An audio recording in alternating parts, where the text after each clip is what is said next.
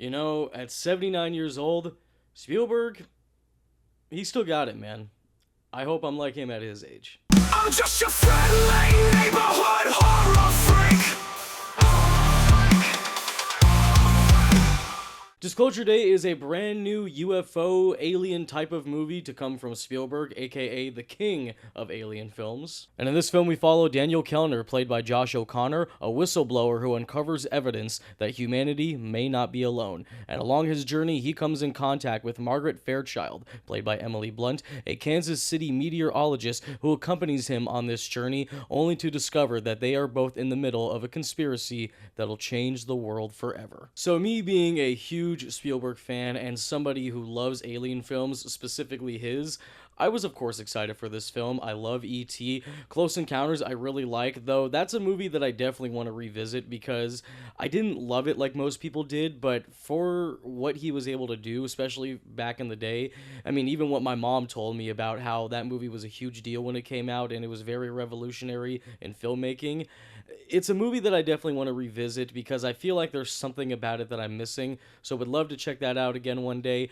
War of the Worlds is a movie that I think is fun and entertaining. I don't think it's as bad as people say it is. And of course, we have the alien stuff from Kingdom of the Crystal Skull, which people don't really say it counts, but it's a Spielberg film and it has aliens, so it counts. I remember when this was announced a couple years ago, I did a live stream with my good friend Zach Milne, and we were talking about new projects that were coming out, and we mentioned that Spielberg was working on a new UFO film, and I was really excited to see what he was going to be doing with this, and then when the trailer came out, I was completely hooked. I was like, yep, I'm ready for it. I don't give a fuck what the reviews are. I mean, not that I would expect the reviews to be terrible, it's fucking Spielberg, but I'm all in.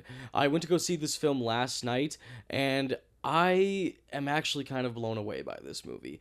And it's funny because I have been seeing a lot of reviews where people have been actually praising it, but have been saying that the third act of this movie is really where it kind of falls. The review embargo has been really great, but I don't know, man. Maybe I'm just kind of the minority because I fucking adored this film. It's not a perfect movie by any means, but a lot of the great things of this movie overshadow some of the flaws I have, which is why I truly, truly loved this movie. And starting off with my positives, of course, is Spielberg. I mean, as I said in the intro, at 79 years old, this guy has not lost his juice. A lot of people like to say he has, the same way people like to say the same thing about Ridley Scott, but Spielberg, even when he makes a movie that's okay, you're still watching a good Spielberg movie. There's always something to be said no matter what his movie turns out to be. And this movie is no different. This really does feel like a movie that Spielberg would have made back in the 70s when he made Close Encounters, and of course when he would go on to make E.T. This really feels like old school Spielberg, but obviously shown in modern time. And it's really fucking great. Spielberg is one of those few directors where no matter what scene is happening, even if it's just a very simple scene where people are just sitting down and talking, the way he goes about the camera and the way he goes about the actors in this film, the way he kind of positions them and the way the camera kind of moves around where it looks like you're looking at multiple takes, but in reality it's one continuous shot, he always makes it engaging for the audiences, and I was completely enthralled throughout this entire film. There's one sequence in particular that I was absolutely astonished by, and that was specifically where Josh O'Connor's character, Daniel, is discovering that the government has located him at this house that he has been hiding out at, which you probably have seen in some of the trailers, and he is trying his best to keep incognito while at the same time trying to steal one of their cars, and it's completely all done in one take. I don't know if it was with a drone or if it was actually a camera, which if it was, that is so fucking impressive. It is such a beautiful shot, and like I said, it's a scene that isn't necessarily anything crazy. It's just him trying to hide from people, which is very suspenseful, but the way Spielberg goes about the camera movements makes this feel almost like a war scene in a movie, even though it's just a guy trying to make sure that he doesn't get caught by the enemies, and I was literally at the edge of my seat while watching that sequence. It is such a nail-biting sequence. I loved every fucking minute of it. The performances in this movie are also really damn great. Emily Blunt as the character Margaret, I thought she was awesome in this movie. I loved all of the scenes with her. I really do think that she possibly could be nominated for Best Actress in this film. Yeah, that's all I can really say. I think she's really damn good in this movie. There's one scene in particular where she goes to this warehouse towards kind of like leading to the climax of the movie, and she discovers something about the house that really means a lot to her, which that's all I'm really going to say. I'm not going to spoil it, but that entire scene with her is some of the best acting I've ever seen from her, and I've always loved Emily Blunt. I think she's a fantastic actress, but in this scene specifically, she absolutely blew me away. Josh O'Connor is also really damn good in this movie. I have never really been familiar with his work. I've never really seen him in anything. I looked up his filmography, and he actually has done quite a bit of projects, but after seeing this, I'm definitely going to search out everything that he's done because I really, really liked him in this movie. I also think he gave a fantastic performance. Colin Firth, once again, is great in this movie. He plays the villain of this film, Noah, and I really liked him in this movie. I thought he was a really cool villain. There's a lot of really crazy shit that he does as a villain in this movie without feeling like it's too over the top. It's not like he's this very cold, heartless villain that is just loving to kill people at any cost and he gets enjoyment out of it. He's a very annoyed character because everything that he's trying to do never really seems to work out for him, but then there are moments where it works out for him perfectly, and he's just a really good villain, and they don't do anything too crazy about him. We don't really get a backstory with him. It's just Colin Firth being Colin Firth, and I thought he was awesome in this movie. Colman Domingo, once again, is proving to be one of my favorite actors of all time right now, of course, from watching him in the Michael movie and other stuff that he's done, and specifically this movie. I thought he was awesome. Colman Domingo, in my opinion, is probably going to go down as one of the greatest actors of all time, which, by the way, I really hope he wins an Oscar for Michael because he fucking deserves it. The music in this movie by John Williams, I mean, it's perfect. There's nothing wrong with the music in this movie. It is fucking John Williams, and at 91 years old, which is, I believe, how old he is, I really hope we get at least maybe 5 more years with him because he's really getting there, and it's really heartbreaking to realize that maybe in the next 15, 20 years or so, we're not going to have any more Spielberg movies with John Williams' incredible score.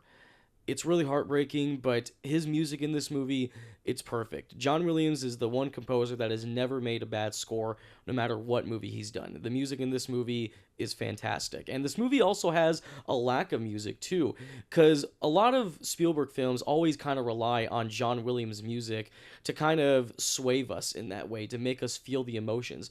But I was actually surprised to see that some of the action sequences in this movie actually have a lack of music. Not even just a lack of music, like no music at all. There's one really great sequence that takes place during this train where a car crashes and Emily Blunt and Josh O'Connor are trying to get on top of the train. There is no music in that sequence, and I thought it was fucking awesome. And I will say, kind of leading into the mixed things about this, even though the story of this film is nothing mind-blowing or will really change the way people think about films, again, the presentation of how Spielberg does this movie makes every scene so engaging and so exciting, even though on paper you read the script and you're like, that's cool and that's interesting, but that's not something that's going to blow people away. But Spielberg is the one director that can make a simple story and turn it into something epic, the same way with James Cameron. He can take simple stories and turn it into a Hollywood blockbuster that will fill up lines, which I really hope this movie doesn't bomb, because a lot of people have been saying that Disclosure Day is on the verge of probably being another box office bomb. I really, really hope it doesn't, because this movie really deserves to be seen in theaters. But again, leading into my mixed aspect with this movie, I will say the pacing in this movie can wander a little bit. It's not a horribly paced movie. I would actually say for maybe 90% of the movie, it's actually relentlessly paced. There are scenes that never go on longer than they need to. Everything is perfectly paced.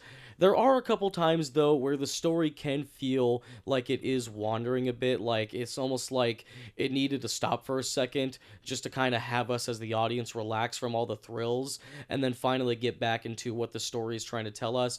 There are moments like that. It's nothing that hurts the movie, but it does come a little bit noticeable when you're watching all these great thrilling sequences and then it stops for a brief second to explain something else and you're like, oh, okay, I mean, I don't really know how I feel about that, but all right, let's see how this keeps going. And very similar to Close Encounters, this movie is very ambiguous. We don't really get a whole lot of answers, and even when we do, they're not full concrete. It's almost like the concrete is still wet and still needs time to dry, which is probably what would require a second viewing, because I think it will probably help with this movie, because there's a lot of things that I was kind of wondering. The whole thing about Coleman Domingo's team, which, like I said, I loved Coleman Domingo in this movie. I thought he was great. We don't really know exactly what his purpose is in this movie. I mean, we learn that he is trying to help Josh O'Connor and Emily Blunt's characters try to get through this thing and hide from the government so they can get whatever it is they're looking for. But even then, it's not really fully explained what they're trying to do, especially in the sequence that I talked about where Emily Blunt finds this house in a warehouse that everybody's hiding out at. There's a whole maybe 15-20 minute sequence that takes place in that warehouse. And while I understood exactly what they were trying to do, at the same time, I just kept thinking, what really is their motivation? And the same can be said with Colin Firth and his team. Obviously, we know that he's part of the government and they're trying to, get exactly whatever it is Josh O'Connor stole from them. We obviously know that. But there are a couple things that Colin Firth and his team do that kind of made me scratch my head. There's one sequence in particular where Emily Blunt is able to get to the government facility where Josh O'Connor has been kidnapped, and there's something that happens where Emily Blunt kind of does something to these people's minds where she's kind of causing them to see other things, and I was very confused by that. And I don't want to get into heavy spoilers with that, but if you've seen the movie, then you know what I'm talking about. But there were a couple times where I was thinking, why aren't they stopping them? Like, even though some of that weird shit is going on, why are they just standing there? Like, shouldn't they be there to stop her? Because she's literally walking into a huge government facility, and nobody at one point tries to stop her and wonder what she's doing. They're just kind of like, oh, look at that random person walking. Even towards the end of the movie, when the big reveal happens, and the good guys basically get the upper hand on the bad guys, again, they don't do anything to stop them. There's even a point where one of Colin Firth's guys are like, aren't you gonna fucking stop her? But he doesn't do anything. It almost kind of felt like the Stranger Things finale, where even though essentially the kids were able to beat, the government, and Eleven sacrificed herself, spoilers, and there's not really much the military was able to do after that, but you don't ever see the military again after, so you're thinking, okay, did the military just kind of go, oh, you got me, you win, I guess we're just gonna leave? That's what it kind of felt like in the third act. The third act of this movie is not terrible, but there were a lot of very weird conveniences that I just kind of found myself going, what exactly is going on? There's even this plot device that is introduced in the movie, which in the movie it's actually called The Device, which I don't know if that was just a funny joke that Spielberg had or if that's actually what they decided to call this device. The device is shown to do a lot of these very weird things, but it's not exactly clear what it's able to do. It's like, is it able to do all these crazy powerful things depending on what the situation is? They never really explain what it is, and I get it. Not everything has to be explained, but for something that they show throughout the entire film, they never fully explain what its purpose is other than that it's powerful and it can do anything no matter what situation you're in. I was a little bit conflicted by that. There is one more thing I will say, which, I mean, I've kind of already talked about my mixed things, but there is one negative I will say, and it's not even really a big deal, but Wyatt Russell is a complete waste in this movie. He's introduced as Emily Blunt's boyfriend in the movie, and they have a couple funny scenes together while they're on the road, but his character completely just vanishes, like out of nowhere, and we never see him again until the end of the film for like 5 seconds where he's shown watching the TV. And he was just completely useless in this movie. I really don't know why they put him in there. They could have actually had him be a part of the journey. It would have been really fun to see him kind of freaking out at everything that's going on, but he's just along for the ride because he's with his girlfriend. But I just don't know exactly what they were doing with that. I felt like his character was completely pointless. I feel like they should have never had him in the movie, or they should have just had him along with the journey because again, he was just a pointless character. And as far as giving my quote for this movie, I'll say Disclosure Day is a fantastic sci-fi film directed by Steven Spielberg that has great performances, a lot of great ideas, but somewhere kind of falls in the middle and becomes slightly confusing by the end, but definitely requires multiple viewings. So anyways, guys, those are my thoughts on Disclosure Day. Did you guys see this movie? Did you love it? Did you hate it? Do you think this is Spielberg's worst Alien film? Does it surpass E.T. or Close Encounters? Let me know what you guys think in the comments below, and I'll see you guys next time in your neighborhood. I'm just your friendly neighborhood horror freak.